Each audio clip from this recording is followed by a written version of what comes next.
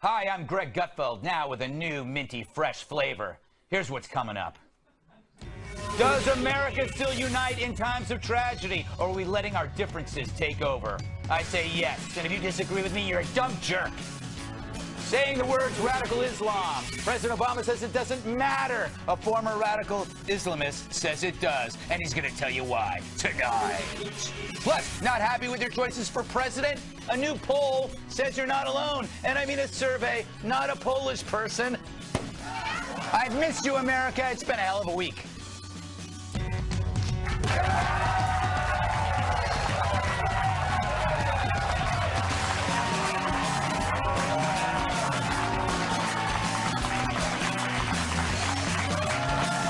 Let's welcome tonight's guest.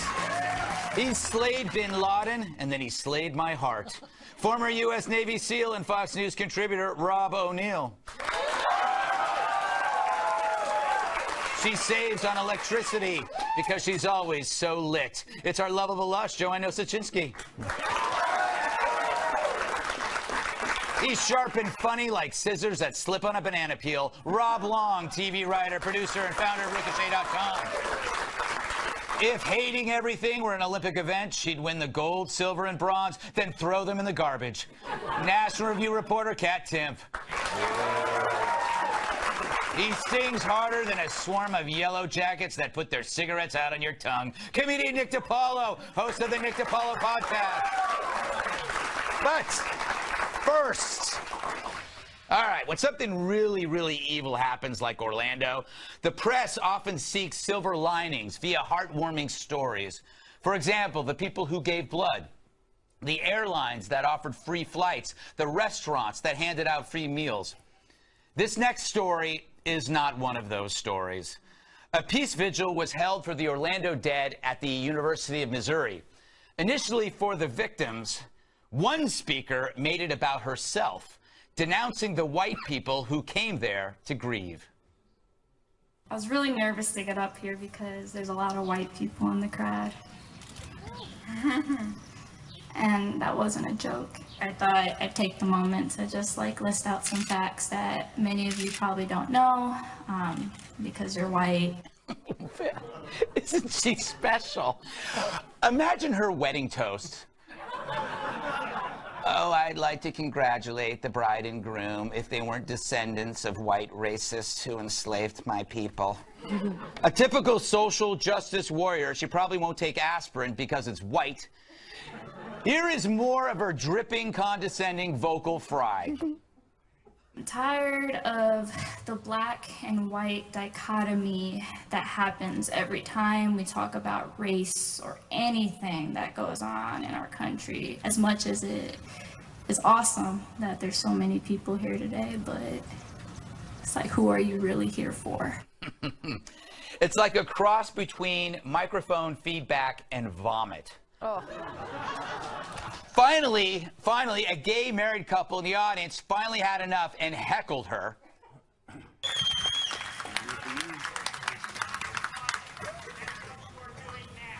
Whoa. Hey, no. Hey, no. Good for them. Here they are afterward. They're segregating us. Right there on stage, they're segregating us. I'm tired of our community, that everything has to be divided into color, into race. What did you come here expecting today? I expected a community to come together, everyone. And what did you get instead? I got someone speaking on stage that tried to make it all about her culture. So, you know this country's got a problem when we can't even hold a vigil together.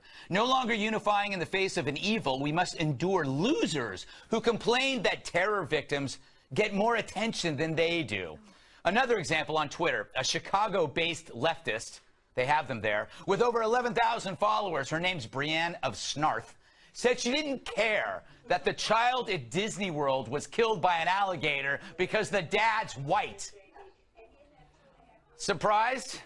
Not me. Identity politics is all about victim vultures fighting over who gets the most vigils, the most candles, the most attention. Instead of coming together, the impulse is to stake out blame, victimhood, and assert moral superiority. Who's to blame for Orlando?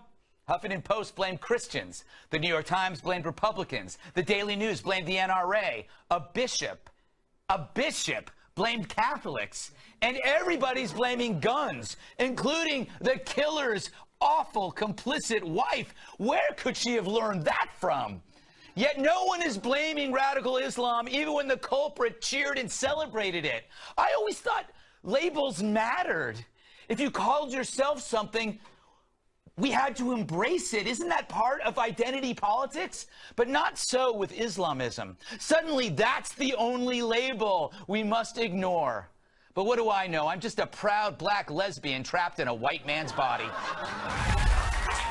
Period. I'm going to go to Rob Long first. Thank you for your service. You're very welcome. I enjoyed serving the country on television. Yes. Writing TV jokes. Go. I got to say, they think that the world should be like their news feed.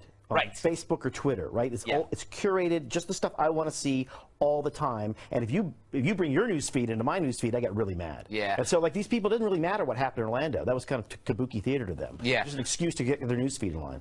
No, Rob, I'm going to call you Rob the Hero, and I'll call him Other Rob. They're applauding Other Rob. All right. This division, isn't this kind of, I hate saying this is what the terrorists want, because it's such a cliche, but this is actually what they want. They want an America that can't unify. This is exactly what they want. We're not talking about the root of the problem. It was in Orlando as a result of what's happening in Syria, because a guy that's obviously crazy first, you know, he went to them because the terrorists want, they're pushing out there, don't just kill people, be seen on TV killing people. And it's because of the radical form of Wahhabism or Sunni Islam. Yeah. That's what it is. Yeah. And then we come back here, I mean, we come back here and all of a sudden we're making it about everything. You know, it's a blame game on everything, and all of a sudden it's like you're getting more attention than I'm getting because I have. It's like who's arguing in Chili's over who's got the louder fajitas. Yes. Oh my God. But like the blame game thing, I saw so many things like, well, this is about, what about it's about toxic masculinity, right? Yes. It's like, yeah, I have no doubt that this dude was very sexist. He was a fan of ISIS. Yes. ISIS, kind of sexist, right? Kind of homophobic. These aren't separate motives. Yeah. These are manifestations of the same motive. And they're sitting there like, yeah, well, like, he, you know, he would have called me by the wrong pronouns. He should shot 49 people to death. Yes. Why do we not just talk just about that? Exactly. I've had it. You have had it. I have. We have an angry blonde over there, Nick. Be careful. All right, Nick, who do you blame for this divide? Because we have to blame somebody. Well, you're saying it's what the terrorists want. It's what the Democratic Party wants. That's divided into a million pieces. That's what they want. I watch this like porn. It gets me excited to see liberals attacking and eating each other. It's better than porn for me. I'm 54. Do you do it on mute, or do I do what? do you watch on mute, or? Which one? No, I have to have the audio. The audio. I want to hear the slapping and the crying. But speaking of media, Yes. shifting gears, it's all identity politics. Like, we're all drunk on identity politics, and even the most sobering of tragedies can't keep people from putting down the bottle. Yeah. It's like that's all people, it's a reflex almost at this point. And people aren't taking the time to really honor the victims. It's so self-indulgent. It gets a little disgusting when you see videos like that. Yeah. It's also, I have no speech that you're going to applaud, I guess. But it's also weird because the actual story is so bananas. I mean, this guy is such a bundle of, this Omar Mateen guy is such a bundle of crazy that it actually, you know, there's plenty for us all to feast on. I mean, he is a villain for not only the people in Orlando, but he's a villain for that woman in Mizzou. You can talk about anything you want. With this guy. He's an all-purpose villain, and people still would prefer to like turn to the other guy. Like, it's weird. But that's what ISIS is. ISIS is, yeah, they're sexist. Yeah, they're ISIS. Well, yeah, and they hate all of us. So can't we like all unify? Well, they're even trying to make it, is this a hate crime? Is this a guns crime? Is this a terrorism crime? Well, it's kind of all of them. Yeah. You know what's amazing, too? There are people that were actually bringing up the fact that, like, well, you know, Christians aren't that great either. They do that weird deflection. Right. I'm so sick of that. They did like the abortion clinic terrorists, you know, that in 2015 alone. I saw this today somewhere. More people were killed in 2015 alone by taking selfies than at an abortion clinic violence ever. Nice little stat there. That's a great stat. That's why I don't take Sally. selfies. I stay away from it. No, you know what this is? We've lost the ability to call someone nuts. Right. Like if after Pearl Harbor somebody started talking about white privilege or the offensiveness of zoot suits, we would laugh them off the planet. But now every opinion is respected. But you're saying we. Isn't it really the left? Yes. Seriously. Yes. But seriously, I don't. Yeah. I thought of those people as Americans in Orlando. That was the first thing, was attack on home soil. Exactly. What's it matter?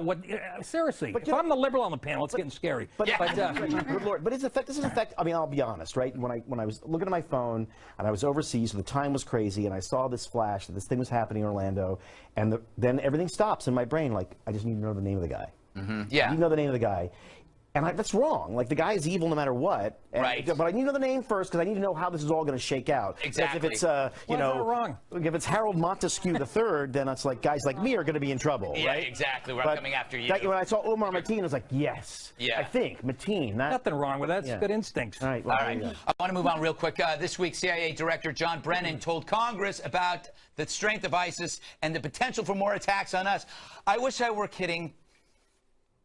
We judge that ISIL is training and attempting to deploy operatives for further attacks.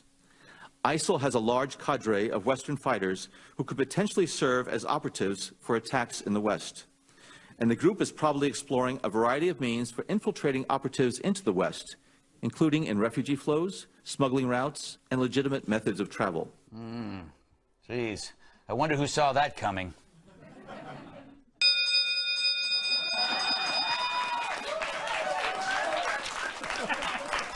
Got to admit, he's been screaming about this, Rob. All right. Sometimes we go out and we have a few drinks, and you told me how exactly to solve ISIS. Can you give us your prescription? The thing with ISIS, there are a lot of things. They're racist, they're homophobic. They're not liars. They've told us a lot of things they're going to do, and they're going to do it. One of the things is not only do we want to, but we'll use the migrant flow, illegal and illegal, to get our fighters to where we're going. So anyway, long story short, what we need to get boots on the ground in Syria, crush the capital of Raqqa, prove it's not divine. We can do that with the Marine Corps. It'll be a big deal, but we're able to handle them. Once we take out that divine capital, people are going to realize it's not what they thought it was, and they're going to stop the recruitment. Right now, the director of the CIA is saying they're expanding. They're getting bigger, which they are, because everyone sees this place as this, you can't touch us here, no problem. They're validating the fantasy. They told you. You got to destroy the fantasy. The problem is it's not really a fantasy to them. It's biblical. No, they honestly believe to a point that when Muhammad comes back, Jesus is going to come with them and fight alongside the Muslims. They really believe that. I wish I was making this up. I'm not. But and where does Buddha fit into their plan? That's a good. Buddha's driving the spaceship.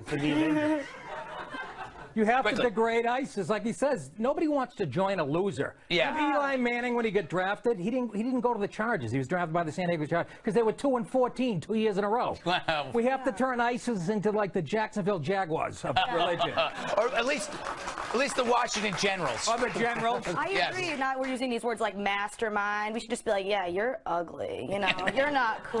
But how do you destroy the radical ideology? That's the thing. If you get rid of the group, how do you? Because here's what to what Rob was saying is that they have this belief that they are establishing a state. If you take that away from them, they no longer have the ideology suffers. Well, the thing is, they're still going to believe it's coming. It's just this wasn't the time. Yeah, they're going to have to. Everything they're doing right now, and as morbid as it sounds like, they beheaded a guy by the name of Peter Kasich in a town called Dabiq, which is where, according to their prophecy, is where the Romans come back, and that's where they ultimately defeat them. So we need to take Dabiq, take Raqqa, and they'll be like, okay, well, this isn't it now. Yeah. But it's going to have to be through. Really? Well, yeah. It's all. But see, they believe everything in the Quran that happens, and we can't do it through military might alone. We need to do a lot. There's got to be some education, because since the Quran was written and we put a man on the moon, kind of lots happened.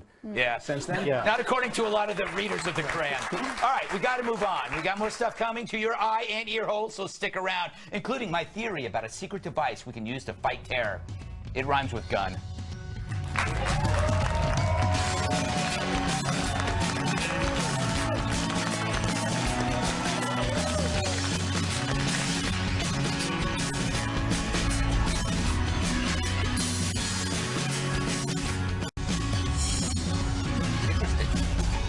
So I have a theory.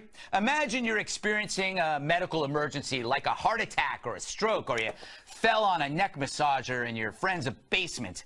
But you have this device that when you push a button, it turns you into an expert physician. Somehow this magical gadget downloads all of the world's medical expertise into your brain so you can actually treat yourself, you can save your own life and others. Even better, you avoid going to the hospital where medical mistakes are the third leading cause of death in America, killing 250,000 people each year.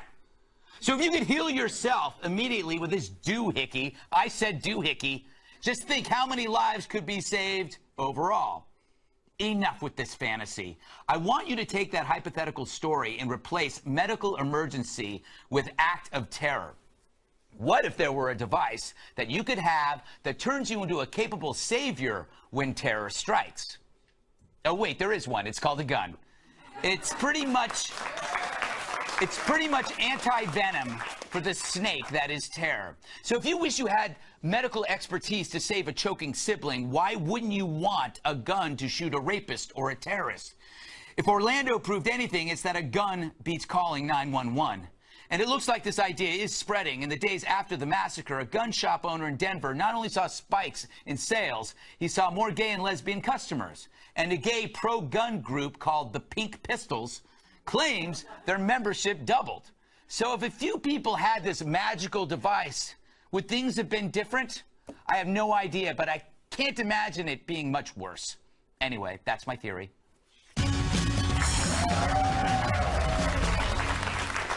All right, I'll go to you, Nick, first. What do you think of my theory? Why, a gun is essentially a medical device, right? I guess. It's crazy, but it's true. Yeah, my grandmother has one hanging around her neck when she falls. She shoots it in the air. The flare gun. Okay, Rob, do you think... Hero Rob or other Rob? Oh, that's true. Rob the hero. Oh, okay. So, I'll answer. All right. What do you? Does my theory make sense? Am I a right-wing nut? You are a right-wing nut, but look, the Second Amendment is designed to protect the weak. That's why it's there. Yes. It's designed to protect innocent citizens from what the founders thought was going to be the tyranny of the government, whatever, but also just innocent people. Armed minorities is the, you know, what if slaves that had guns? What if slavery that armed minorities, armed groups that are hated, targeted groups, is not a bad way to start protecting those groups, protecting yourself. It's not a bad thing. I think the Pink Pistols are doing a great job. I mean, I'm all for it. I love the name Pink Pistol, Rob. It's like after an act of Islamic terror, you shouting about guns is like shouting about matches after like an act of arson. They like completely obliterate the act itself. One of the things that we were taught from the first day is the way to defeat a threat is to kill it. I was at sniper school and they were talking about how to stop a vehicle. It's like, well, maybe put one in the engine block, and they're like, no, you shoot the driver. Yeah. It's like, come on, it's not like, yeah. So, you meet force with force at the point of origin. And a gun, if you set a gun down on the table and no one touches it, it's not going to hurt anybody. It's the ill will that's behind it. And, if you have armed people protecting themselves, it took the cops 3.5 hours to get in there. Yeah. I don't know why I'm not going to judge their tactics, but if someone was armed inside, it's going to look what happened in Texas. There was a Drama Muhammad contest a couple months ago. There would have been a massacre. Right. Outside, one cop killed them both. Yeah, it's the they always say the time it takes to get the second gun to the incident dictates how many casualties there are. So the sooner. And even growing up in Montana, my grandmother gave me great advice. You can get a lot further with a kind word and a gun than you can with just a kind word. Yes, that's true. Joanne, you have many kind words. How do you feel about guns? I'm not the expert on that by any means, but... Do you think we're going over... Do you think we have this political culture now where it splits in two? You're either for or against, and you have to join a team. Yeah, it seems like in every event that happens, you're divided up. You don't even get to pick teams. You're just kind of assigned to them. So Congress will be voting after that filibuster. There will be a vote about stricter background checks, which I wouldn't say is necessarily a bad thing, but you then also should be voting on... You should also be voting on stricter visa enforcement. Right. Because it's not just the one issue. if it's about making America safer and protecting citizens here, it's not just a one-issue fix. You need to look at all the facets that will make us safe. Well, okay, yeah, but the thing about that is, if you look at, for example, talking about, you know, making it harder for people, you can't buy guns if you're on an FBI watch list. It's like that's just not even a thing we should be debating, because not only do we have the Second Amendment, we have the Fifth Amendment, which says you can't take away someone's Second Amendment rights or any of their rights without due process. This is a random list that DOJ officials just anonymously put names on. I know emotions are running high. I know it's a complicated issue. I know that, you know, let's do something, but don't talk to me about it. Talk to the Constitution. Yeah, you know, it doesn't. It can't. But you're right. The due process clause of the Constitution is very important. The Grassley Cornyn bill they're going to vote on Monday suggests a 3-day waiting period for law enforcement to go to a judge and get that sale annulled. About the Democrats. Okay, but then it comes down to a judge. Is he liberal or is he conservative? Then it comes down to that again. It always comes back to politics. It does always come back down to a judge. I mean, I think the very least they should do is, if you are in favor of gun control of any kind, you should at least know something about guns. You shouldn't be able to say, I've never touched one or held one. I don't even know. You and I love the machine gun he was using or whatever nonsense. Daily News. It's such a cliche. Okay, this is the thing that kills me is this was an act of terror, and we are talking about guns. It's infuriating. So they send reporters to go to a firing range, and they talk about, ooh, the smell of sulfur. There was a Gersh Kunzelman, I think that's his name. That's his name. I didn't swear. He's like, you know, oh, the gun, it bruised me. And he's talking as though he went through some kind of ordeal, and it's just so fake. It's so fake. Because the truth is that anybody who's ever fired a gun, especially one of those, you think, damn, this is cool. Like, that's your first honest reaction. Yeah, I don't get one of these. This is awesome. Yeah. It's not, oh my God, the thing's going to explode. But it can also save your life. You know, this gun argument is a luxury for people who have bodyguards and are in secure areas.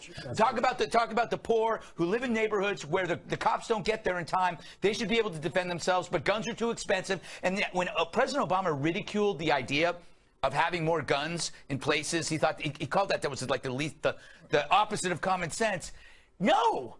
They attack gun-free zones. A gun-free zone is not common sense. No, how many people that are gun control advocates have a gun-free zone sign on their front lawn at home? Yeah. None of them. And Armed response. I gotta beware the dog, and I don't even have a dog. I have a recording of a dog, Chihuahua. But I don't take my survival tips from liberals. No. They're the ones who told me if I'm walking down the street at 2 in the morning and the Crips and the Bloods are hanging out, if I cross the street, I'm a racist. I should go right through them.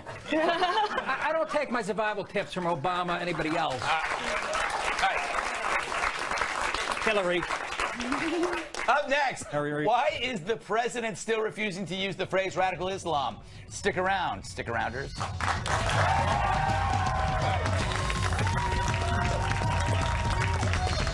If you'll be in the New York area and would like to be part of our studio audience, email Greg Tix at foxnews.com.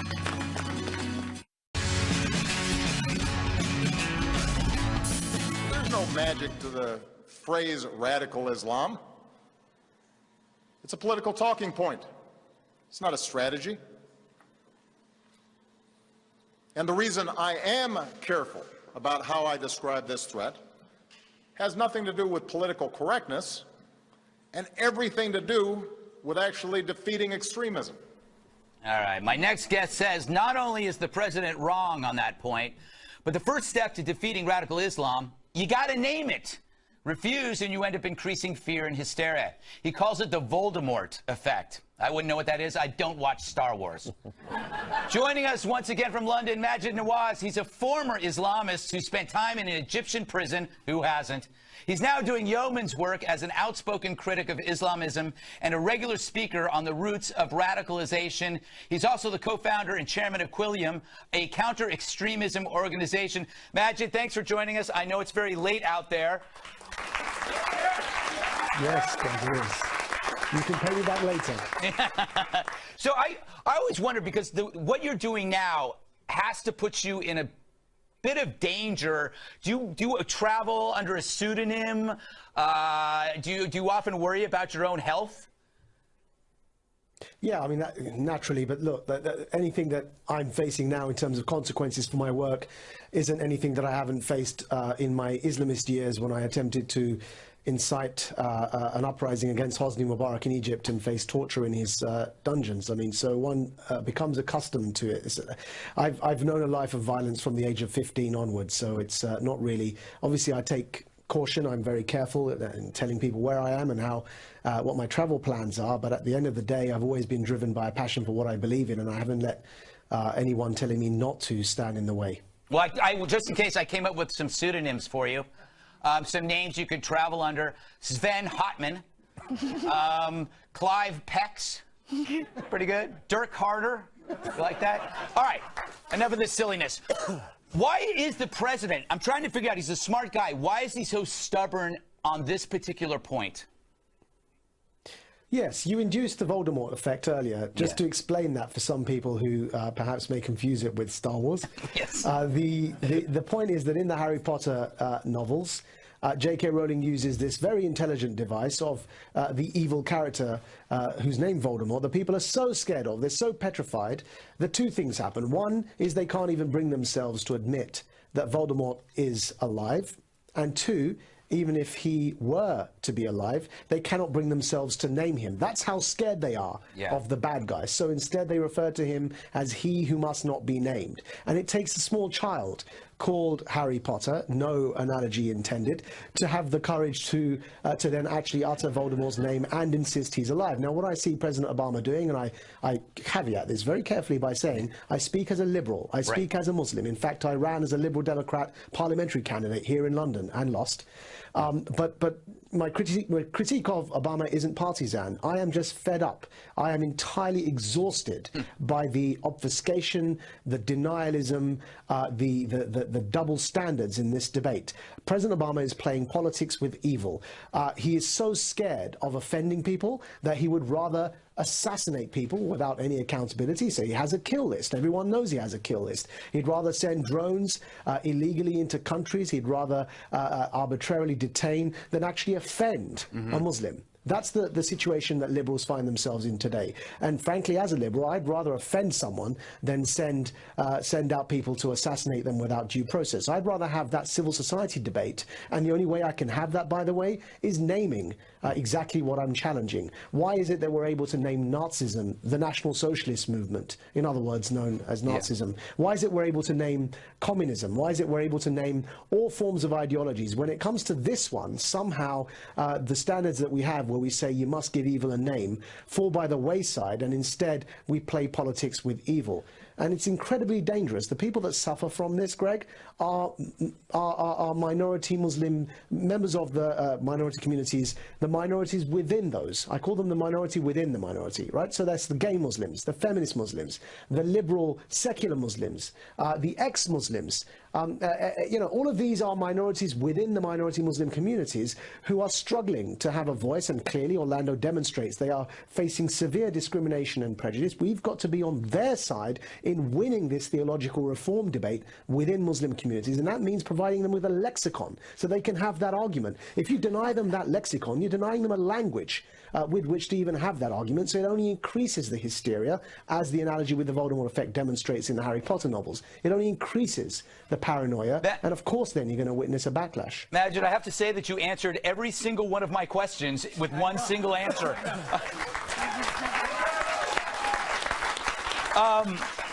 I gotta roll. I gotta go now, because you just, when you look at, just one brief answer, when you look at the political candidates that are running in America, who do you think best addresses this problem?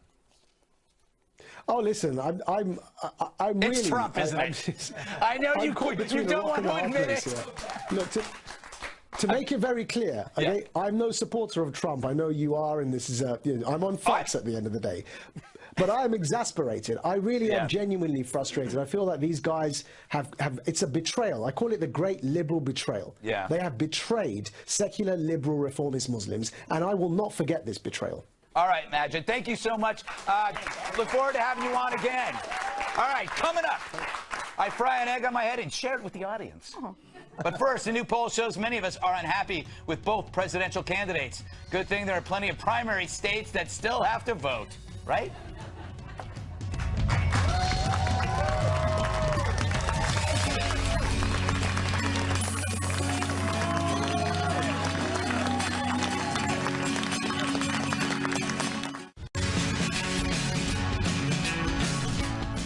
So it turns out everyone hates everyone. According to a Washington Post ABC News poll, Donald Trump and Hillary Clinton are now more unfavorable than a close talker in an elevator. As this highly scientific chart shows, 70% of Americans don't care for the Donald, while 55% feel the same about the Hills. Still, Hillary picked up a major endorsement this week. Here's Oprah Winfrey speaking with E.T. That's Entertainment Tonight, not the alien from outer space. What do you think about us possibly having the first female president? I really believe that that is going to happen. And this is the truth. America, it's about time that we made that decision. It's a seminal moment for women. It says anything is possible. Yes, when you can be leader of the free world. Seminal moment. Anything is possible, like when you won that car on Oprah? Everybody gets a car! You get a car! You get a car! You get a car! You get a car!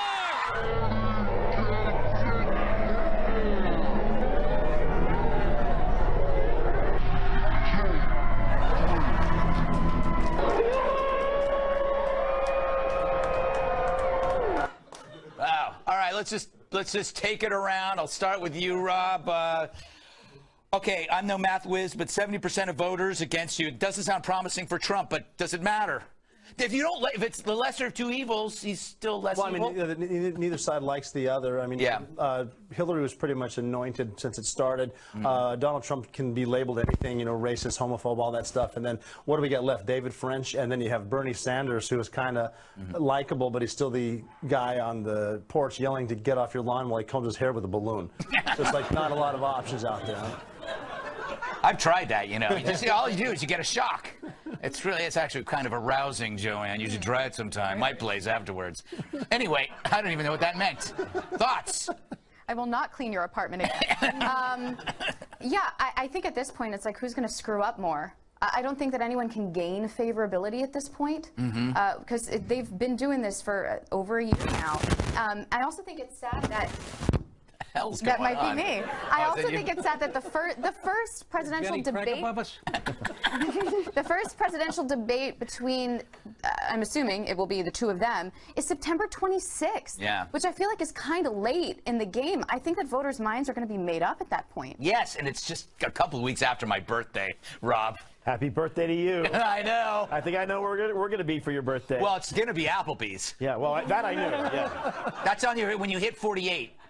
It's Applebee's. Oh, 48. Yes. Okay, we're all going to go with 48. We're all going to go with 48. What do you think? Well, look, I mean, first of all, it's weird to see one of the richest women in the world, one of the most powerful women in the world, Oprah Winfrey, talk about how I'm so proud of this break. Like, now anything's possible. I would think that Oprah Winfrey being, I think she's like $4 billion or something, $3 billion, that pretty much proves that anything can happen already, right? Yeah. But I also feel like those numbers are really bad. I mean, they're bad for Hillary, but they're pretty catastrophic for Trump. Yeah. I mean, there is a reason why people are looking at their watch thinking anybody, but 70% unfavorable across all tabs is not good for him. It's not good for that. That ticket's going to, I mean, easy prediction to make, it's going to be 14-point blowout for Hillary Clinton in November. See, my theory, Kat, is that nothing matters until the debates. I think so, too. First of all, I just want to say, first of all, for the record, Hillary Clinton, Oprah Winfrey, there are no two people I'd rather be in the same room with less than those two. I really don't like her. Yeah, I think it's going to make a big difference. Well, no, the people that, here's the thing. The people that support Trump, they might not even like him who support him because of what he represents is this idea of, I hate the establishment, we want to take down the establishment. It doesn't even matter what he says or does, which is a hell of a thing to have going for you. Yeah, it's great. It really, really is. It is great. It's the biggest, I mean, he can say anything. And then in the debates, he'll be more entertaining. She'll be absolutely gut-wrenchingly vomit-inducing to listen to, as always. And you agree, okay? And I think that it will make a difference. I think that his numbers will go up in the Right. It's good to be a jerk. You can still be a great leader. Yeah. She's a crook. Yeah, I mean, if I figured that won't get bleeped. Here's my theory on Trump. If he says a lot of wrong things, but he's kind of right, or he is right on two big things. He's right on terror, and he's pretty right on immigration since it's linked to terror. You can almost forgive him when he's wrong on other things. But her experience, she's not good. That's the. I mean, you don't have experience with him. You have experience with her, but her experience is bad. Does that make sense? She's never accomplished anything. Yeah.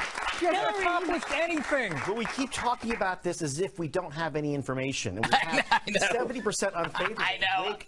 But we are in denial. We're not. Yeah, and everything's just like it was in every other election, and that's why we have our nominee, Jeb Bush. It is not Magic Town. She's been around for 40 years, years, though. Journal where oh, some magic's going to happen in this debate. He is hated by 70% of people across. Right now. The number. Right now. No, she's going to spend. He's broke. She's going to spend $100 million defining him. They're going to do to him what they did to Mitt Romney before the convention, and they're going to do to him what the Swift boats did to Kerry. All right. He is going to be toast. Get over it. Stop fantasizing. All right. Don't ever tell me to stop fantasizing. Don't ever tell me to stop fantasizing, because then I won't be thinking about you. That's true. All right. Coming up, I juggle a family of tiny chipmunks. But first, should women have to register for the draft? The Senate thinks so, but who cares what they think? It's my show. Get your own show, Senate.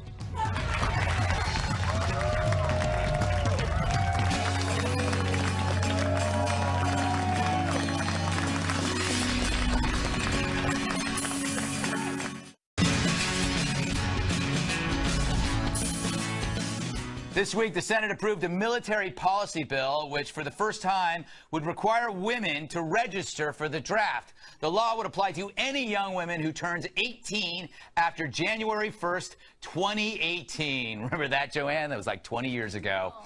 The law also requires on that date, the same women must also stop listening to Maroon 5. Senate Senator and my water polo coach, John McCain. The fact is, every single leader in this country, both men and women, members of the military leadership, believe that it's fair, since we opened up all aspects of the military to women, that they would also be registering for selective services. Meanwhile, Ted Cruz, you remember him, disagreed, adding, quote, the idea that we should forcibly conscript young girls to combat, to my mind, makes little or no sense. I could not vote for a bill that did so, particularly that did so without public debate. He then turned into a bat and flew off into the night. Anyway, hey, it's economical. Let's go to the person with the most military experience here, Joanne. Yeah. What do you make of this? Yeah. Well, she dated a lot of guys. Hey. Fleet Week, what's up? Fleet Week. I love this, actually. As a feminist, I think this is amazing. No, really, I think it's important that young adults get some, like, patriotism. That's really lacking, I think, with younger millennials. So I think this would be great. Also, like, girls, don't be nervous. Like, if you are like me and you can't do a push-up, you're not going to be, like, assigned to, like, a combat position that you can't do. But I think that using your talents in a way that can help our country is a wonderful thing. What do you think, Rob?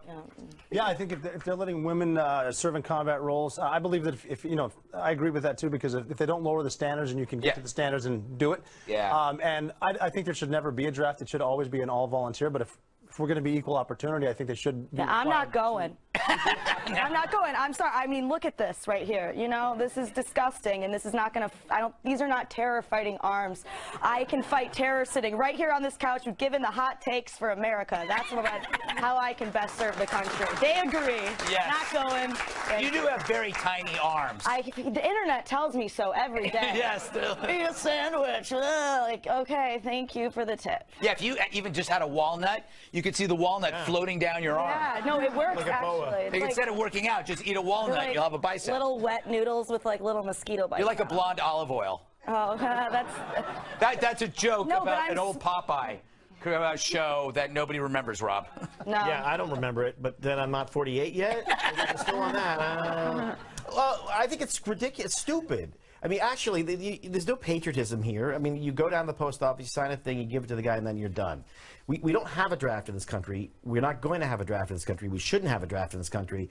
We shouldn't make 18-year-old boys do it. But it's just this is weird optic kabuki nonsense that Carter started. You're all about the kabuki. Yeah, kabuki is a very important word. It's got two K's in it. Yeah, two K's in it. It's like not in a row. Not in a row. Yes. It's funny. Yes. Well, there's no reason for us to have this. We shouldn't have it at all. It's like a pointless, more pointlessness from the Senate is what I think. I'm going to move on from this now. I think that it's just an interesting topic to discuss on a show. I just take the bold position. I think there is no draft. Why is the Senate sitting around being like, yeah, well, if we ever have a draft, then we have to have women do it. They've got bigger problems than just this stupid garbage. All right, well then, we'll end it there. Up next, final thoughts. That's where Nick DiPaolo says something inappropriate that we have to edit out of the show.